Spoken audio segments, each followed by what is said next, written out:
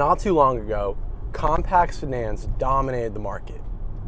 People who didn't want a massive truck, a lofty land yacht, or a true sports car, well, they just got themselves a nice small sedan. Over the past 20 years or so, we've been swarmed with compact and mid-sized luxury SUVs. At first, it was just the Lexus RX, the Mercedes ML, the BMW X5, and so on. Nowadays, it seems like just about every manufacturer has taken at least a stab or two at a compact or mid-sized luxury SUV.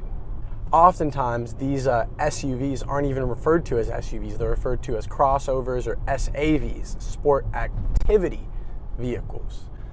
So they're leaning a bit on that sportiness and that more, let's say, similar platform to a sedan versus proper body-on-frame trucks. Well, nowadays, people want SUVs and crossovers more than ever before. In fact, Audi sells more Q5s than any other vehicle in its entire lineup. So here we are in the SQ5, Audi's hotted up version of the Q5. And I'm wondering, since people are buying Q5s over A4s, should they also be buying SQ5s over S4s? The SQ5 offers the same practical and luxurious style and comfort as the regular Q5, albeit with a more stout engine up front and a few other bits and pieces. You get a 3-liter turbo 6-cylinder producing 349 horsepower and 369 pound-feet of torque. The engine is mated to a ZF 8-speed transmission that drives all 4 wheels with Audi's patented Quattro system, standard in any trim of the Q5. At 4,300 pounds, it's actually a bit lighter than I was expecting, only a few hundred pounds more than its all-wheel drive sedan counterparts. It's still able to do 0 to 60 in approximately 5 seconds, and having these nice big 6-piston calipers and quite large rotors up front helps slow this car down in a pretty reassuring fashion. Well, we find ourselves here at a red light, so no better time than the present to do a little hard acceleration in about maybe a few seconds. All right, let's see.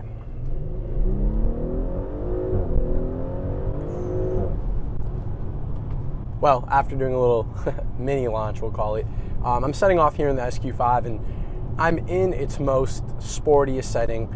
Drive select-wise, I'm in dynamic mode. I like driving sporty or performance cars in their most sporty settings because I think that's what the car is intended to do, right? It's not a base Q5. This is really a car that's meant to be at least somewhat performance-oriented, so we're driving it in that sense. And as you're mobbing around in an SQ5, it becomes immediately apparent that you don't have to worry about speed bumps, dips, aggressive or sharp inclines, anything like that as much in this car as you need to in an S4 or otherwise a sports sedan. You're riding quite a bit higher up. You have a lot more angle. You have a lot better approach angle, I should say, up front, even in the rear. And even with larger wheels as this car has, you still have a bit more rubber. You're not afraid of potholes. You're not afraid of all these little tiny things as much as you would otherwise be. The car is also good looking. Notably in this quantum gray color and with the 21-inch wheels I just mentioned, it really stands out, and these are both options you cannot currently get on the base Q5. Especially the color really helps this car look like something special and a cut above your average or typical Q5. Although I will mention the exterior styling is quite subdued. It's not that different from an S-Line Q5, but that's kind of the whole point of Audi's S-Line. It's just a midway between base A and fully hotted up, souped up RS cars. You do get the alu optic trim in this car, like the mirrors and the grills and everything that are in that aluminum look, something you cannot get on the base cars. So again, that gives you a little bit of a sense.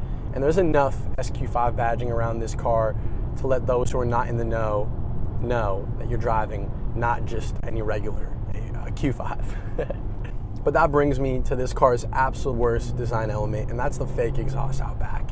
It baffles me that Audi thought it was acceptable to put fake exhaust on the back of an S vehicle, a performance-oriented vehicle. The good news is, for the 21 model year, the Q5 and the SQ5 have been both facelifted, and finally the SQ5 has gotten real exhaust again. So let's all rejoice in the continuation of the internal combustion engine before the next generation Q5 likely comes out as only electric. Anyway, so yeah, the fake exhaust on this, they are terrible. But let's talk about that facelifted Q5 for a moment, or SQ5 for a moment. It's not a major refresh. The headlights are slightly different. The taillights are also slightly different. The grills and front fascia and rear diffuser are also a touch different. The biggest differences come on the inside, where you get a larger touchscreen infotainment system and a slightly revised virtual cockpit. Other than that, the cars are mechanically identical, the engines, everything else, nothing has changed. So inside the SQ5, it's a really nice cabin. Audi's fit and finish is always of the best, especially within their own segment, and this is no different. Unfortunately, this car does not get the larger MMI system or the virtual cockpit, so you have traditional analog gauges with a fairly large center screen still, and then you have a quite small MMI screen here in the center console. Other than that, the seats themselves are pretty comfortable and sporty, although I will give points here to the sports sedan, the S4, for having both more comfortable and more sporty and better looking seats than this car. So the seating position itself is pretty good though, and the car feels very planted at the helm. You also get this cool flat bottom Audi steering wheel, something that Audi fanboys have long bragged about. What also baffles me and confuses me are these plastic paddles though. The previous generation SQ5 and all the previous generation S vehicles that Audi made had aluminum, or at least aluminum style and feeling paddles. They've gone towards plastic paddles, which you otherwise would have found in the A and base Q vehicles. I just don't understand, where it's something you're constantly seeing, and if you're driving a performance car, probably something you're fairly regularly interacting with, why go to plastic? Speaking of the steering wheel though, the car does understeer, just like any other Audi you'd expect, although it's kind of accentuated a bit in this car by the fact that you're riding a bit higher up. Doesn't inspire as much confidence as a sports sedan, although all of this can be remedied with a S Sport Pack, which gives you sport active air suspension, sport rear differential, and it's all made visually apparent by red painted calipers. You can of course nullify that option if you only plan to drive this beast to and from the office. I'll never understand the move though to plastic paddle shifters. How is that effective cost cutting? Let Audi's S buyers enjoy nicer paddles than the base cars. Hey, at least the car is quick though, right? Just like any other Audi with this exact engine, it's pretty quick off the line, especially with the all-wheel drive system that's standard in all these S cars, but it doesn't have the same excitement and pull above around 3,500 or 4,000 RPM as some of the other cars in this class or in this segment do, namely the X3 M40i and the Mercedes GLC 43 AMG. Its kickdown also isn't great. I mean, same ZF transmission you'll find in the BMW, and not all too dissimilar from the 9-speed that Mercedes now puts in those AMGs. It's just that when you kick down, sometimes you get this lag, then you get this kick, which is nice, and then you kind of taper off pretty quickly. So it's not the most exciting, not the most visceral driving experience I've ever experienced. Wow, it's a lot of time saying experience, but it's just not quite as exciting as I've experienced in other cars in a similar price range, in a similar segment with a similar engine. That kind of leaves this car left best for stoplight racing, just like an S4, just like an S5. It takes off the line very, very quickly, and it's really good at that. Something else that I've noticed that aids in that exact stoplight racing are the RPMs. When you're in D, normal transmission mode, the revs idle around maybe 750. When you put the car into sport mode, or the transmission into sport mode, it superimposes the revs up a little bit, or at least it does it on its own, I should say, and the revs go almost up to 1,000 at idle. Something I haven't seen since the Mini Cooper S I drove many, many years ago. So that's an interesting tactic that kind of alludes back to how Audi knows this is meant to be a car that gets off the line very, very quickly, and that's its primary strength as a vehicle. Let's see how the cup holders do. Let's do a little tall boy test, and if you guys don't mind, comment down below with how many tall boys you think this car can fit. And without further ado, here's the tall boy test.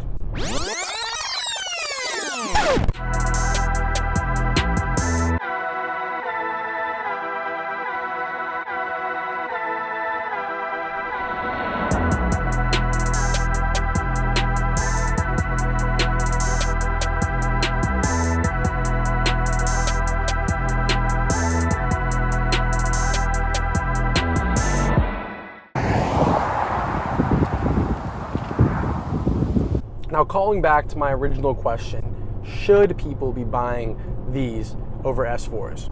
The truth is, that I used to not like this segment of car. Thought it was for soccer moms, and I was younger and more naive. Also, that was an era where sportier cars, sportier sedans and coupes were sportier. They had a more visceral feeling, and as they have become more and more numb, likely to appease to both safety and emissions standards as well as the average consumer's desires, these cars have become more appealing. They've kind of gotten closer to each other. I'm not going to say that they've exactly intersected quite yet, but it's become a much closer, let's say, battle between cars like this, even the Macan S, versus cars like my car, 340, an S4, a C43, and other sports sedans. Definitely these are more appealing now than cars to me like an IS350 Lexus that isn't even turbocharged, which is pointless in its application in my eyes. So yeah, in their sportiest guise, are these worthy replacements to the sports sedan? Absolutely. It's because these are about 90% as fun, as sporty as a sports sedan, while giving you more practicality, more comfort, often more luxury, and more importantly than all, more capability. Now, I'm not clueless. I drive a sports sedan, and I understand that there are still advantages to driving a sports sedan, particularly if you want to do extreme tracking, canyon carving, or even rowing your own gears.